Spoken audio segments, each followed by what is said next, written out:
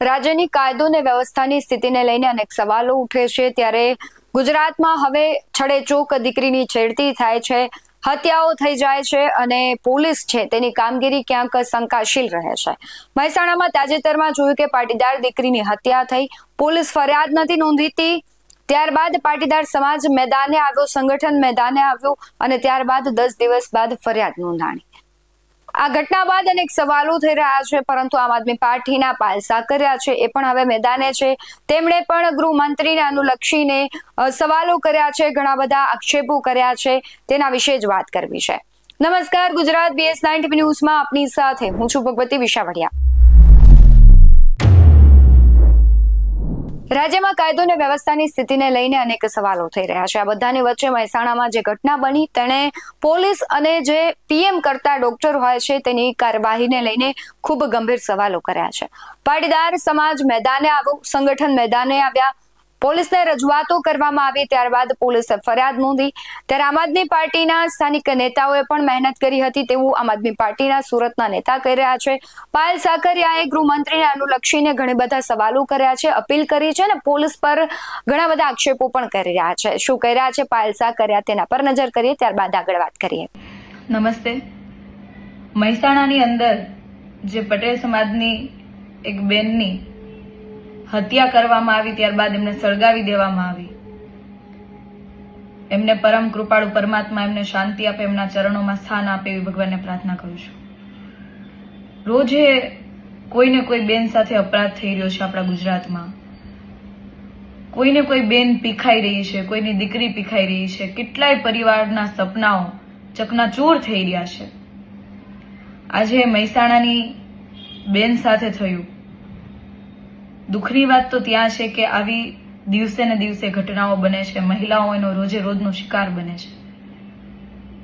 ત્યારબાદ પોલીસે એમની ફરિયાદ લેવી જોઈએ, પોલીસે એમના ઉપર કડક કાર્યવાહી કરવી જોઈએ, પરંતુ જ્યાં સુધી એ બેન જીવતી હતી ત્યાં સુધી એની પીડા નહીં દેખાય, પરંતુ જ્યારે બેન આ દુનિયામાંથી જતી રહી છે ત્યારે એની માતા આંસુડાએ એમની વેદના વ્યક્ત કરી રહ્યા છે, એમની ફરિયાદ નોંધાતી નથી।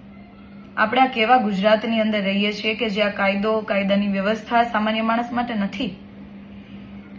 આજે એ બેનને ન્યાય અપાવવા માટે સમાજના આગેવાનોએ, વિસ્તારના આગેવાનોએ, આમ આદમી પાર્ટીના ત્યાંના મહિલા નેતા, ત્યાંના જે સ્થાનિક નેતૃત્વ છે, કેન્ડલ માર્ચ કાઢવું પડે, સરકાર માટે સરકારમાં આવેદનો આપવા પડે અને ત્યારબાદ પોલીસ ફરિયાદ લે છે અને ફરિયાદ લે છે છતાં પણ એ ક્યાંક ને ક્યાંક ગુનેગારોને છાવરવા માટે ખાલી કેવા પૂરતી લેતા હોય ફરિયાદ, એવી રીતના ફરિયાદ લેવામાં આવે છે। આ કયા પ્રકારની પરિસ્થિતિ છે? હું સરકારને અને ત્યાંના પોલીસ તંત્રને વિનંતી કરું છું કે આ બેનની જેને હત્યા કરી છે, જેમણે એને એટલી પીડા આપી હશે એમના મૃત્યુ પહેલા, એમાંનો કોઈ ગુનેગાર બહાર ના રહેવો જોઈએ, એમના ઉપર કડકમાં કડક સજા થાય એ પ્રમાણેની ફરિયાદ નોંધાવી જોઈએ, એ પ્રમાણેની કલમો એડ થવી જોઈએ, જેથી ભવિષ્યમાં કોઈ બીજી બેન દીકરીઓ સાથે એવી ઘટના ના બને, એ બેનને ન્યાય મળે, એમના પરિવારને ન્યાય મળે।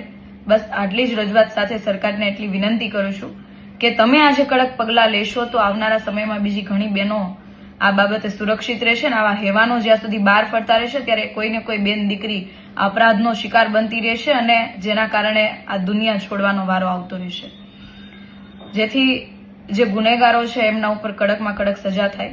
બસ આટલી જ માંગ સાથે જય શ્રી કૃષ્ણ।